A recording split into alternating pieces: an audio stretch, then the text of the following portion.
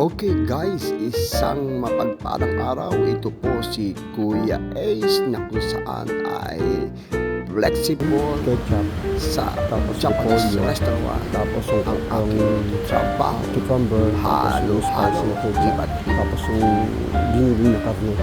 So yun lang, tapos hahaluin yun. So ganun lang kasimple yung aming order dito.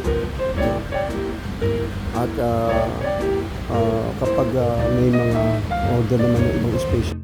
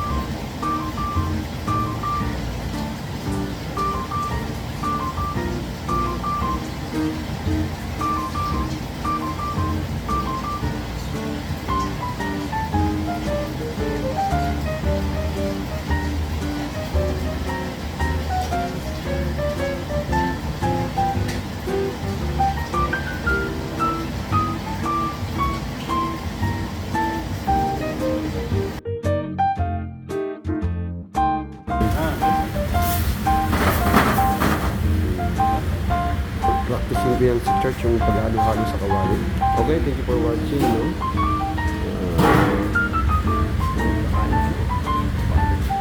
May natutunan naman si Kuya Ace. Dito lamang sa Japanese Negro Young Restaurant.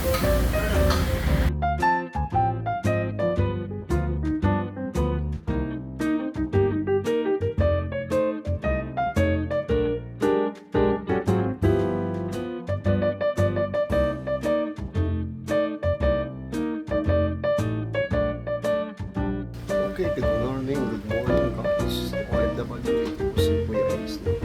So, umagang nandito tayo sa trabaho sa Japanese restaurant dito po sa Ocean Tower. Sa guys. So, flexible po tayo dito guys. Flexible ako sa dishwasher, taga-hiwa, taga-balat ng mga gulay, taga-hiwa ng mga baka,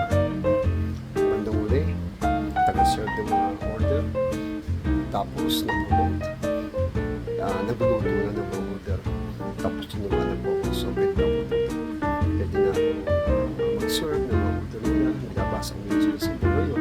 Ang kinaganda dito sa restaurant, hindi may sa pagkain. Kapag medyo nagkamali yung order, kung nagluto, hindi masyado naiintindihan pero hindi masyado napansin masyado. Kaya kapag palpak, mabitong amo namin dito sasama din sa sadyo. So, katid kanina, nagkamali yung order, umatras, iba in order. So, naluto na. Ito yan, guys. So, no stress, mainit pa guys. So, masarap to guys, no? Lalo kapag nagmano. So, sabi, Ace, paano yan? Ikaw na naman kakain yan. Sige, kainin ko na lang. So, nakakasawa na kasi lahat ng ibang noodles. Pero lang, tama-tama, alas 2 pa ang kain namin dito. O, mga guns. So, medyo nanghinayin mo kasi mainit. Masarap eh. So, sabi sa akin, Ace, kainin mo yan. O, sige, bigyan na natin. So, good news. So, guys, ito. Kain na naman si Kuya Ace. Blessing ng Panginoon to. So, biro nitong restaurant. Nagkamali yung order, sobrang order. Hindi kinain masyadong customer. Bigay kay Ace. So, marami na akong masarap.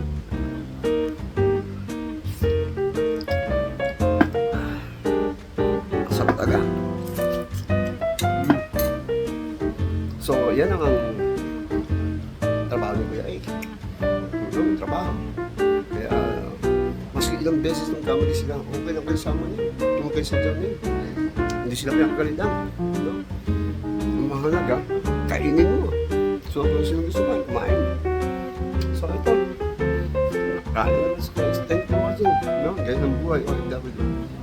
Sa aking regular job dito naman sa Japanese restaurant, sa Wang Restaurant. Wang na Wang ka. So, okay, see you next time. God bless you.